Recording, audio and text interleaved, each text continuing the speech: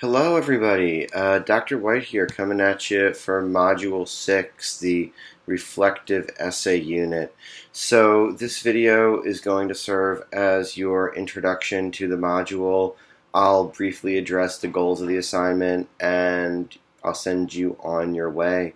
To begin, I just want to let you know that I'm going to conduct this video by, as I did with Module 5, reviewing the assignment sheet, kind of doing a reading for you, adding some of my own thoughts to it, points of emphasis, etc.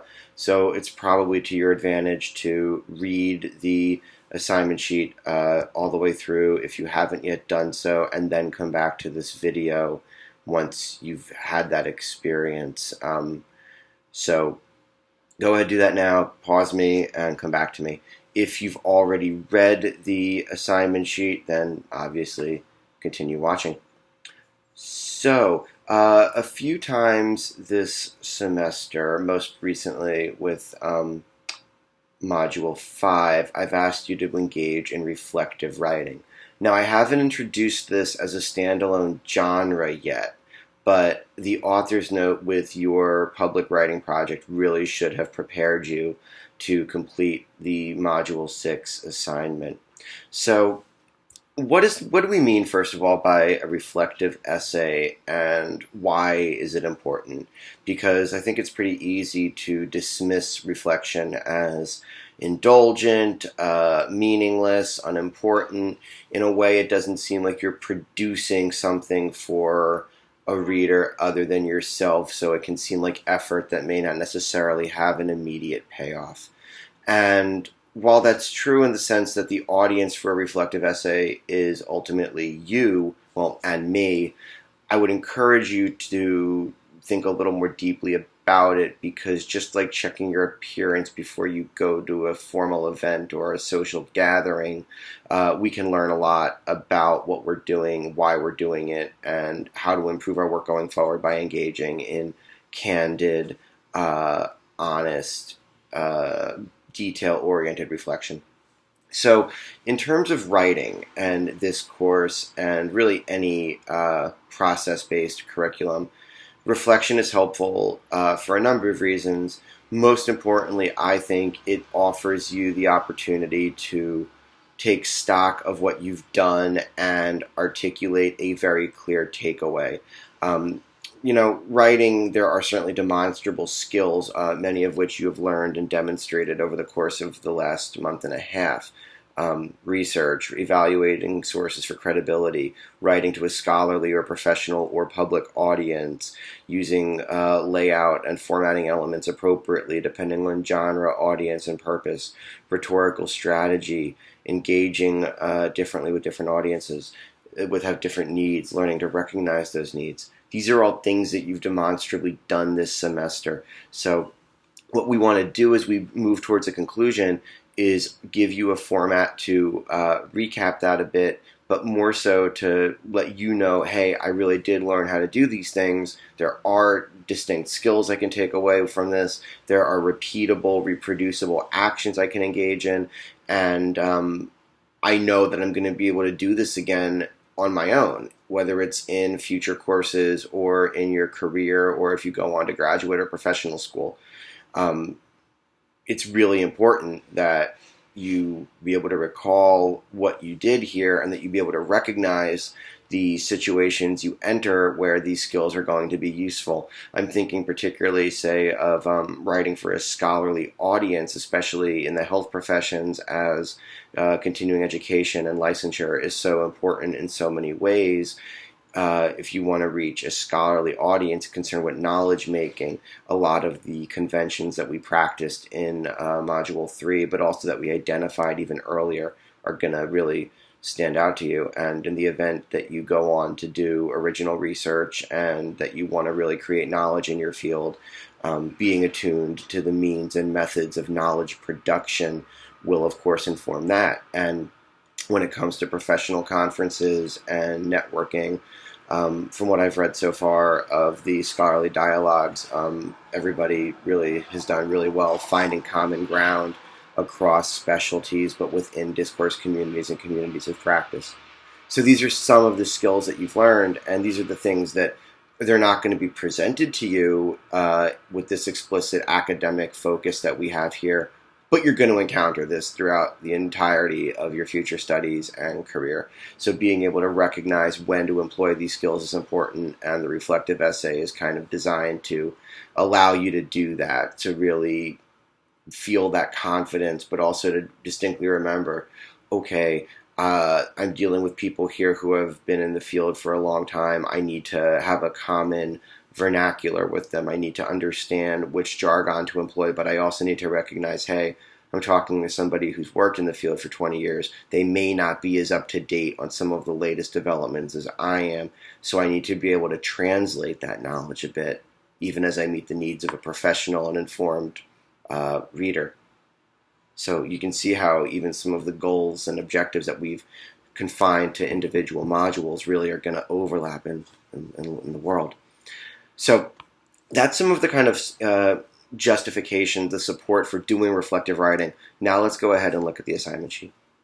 So if we're going to play some semantic games and parse reflective essay, reflection, serious thought or consideration, essay, a word that is French in origin, as a noun, a short piece of writing on a particular subject.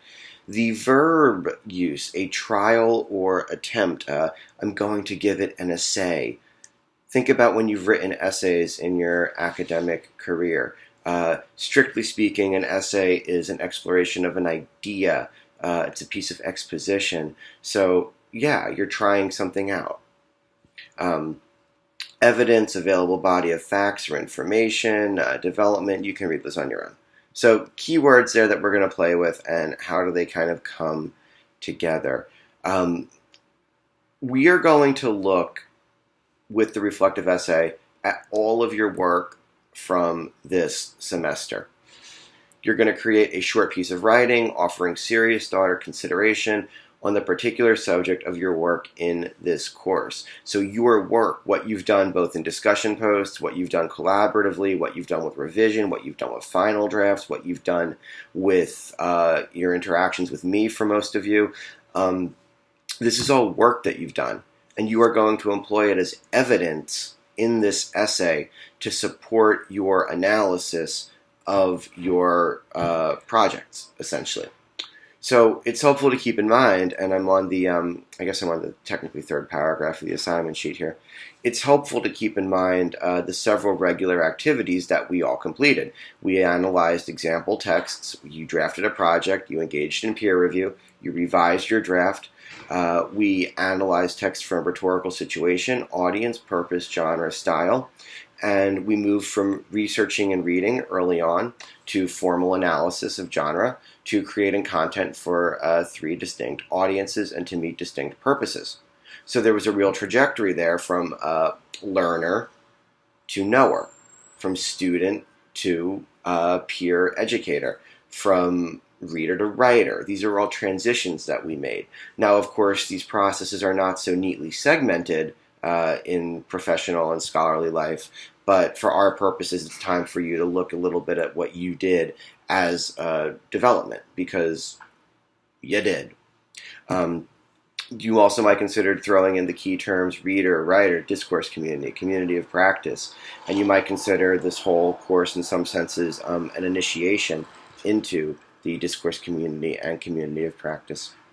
So on the bottom of page 1 onto page 2 of the assignment sheet, I have kind of a sample paragraph written to give you an idea of how you might proceed.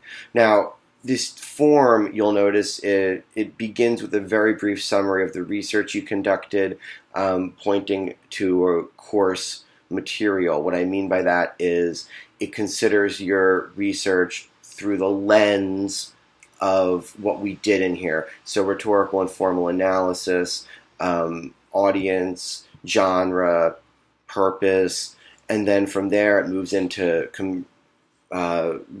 trajectory from the research that you did, the writing that you produced. So what you want to do in the reflective essay is, again, consider all of your work as a development process. Go back and cite what you did in your projects and in the discussion posts, and place it within the context of this development that this course is based on. Along the way, you are going to make an argument using your work as evidence, and your argument will be something having to do with your development as a writer, as a member of a discourse community, as a member of a community of practice, as a kind of expert knower, as someone who's still developing, but also who now has some stock in the trade, so to speak, and is better able to participate as a functional, complete member of this field.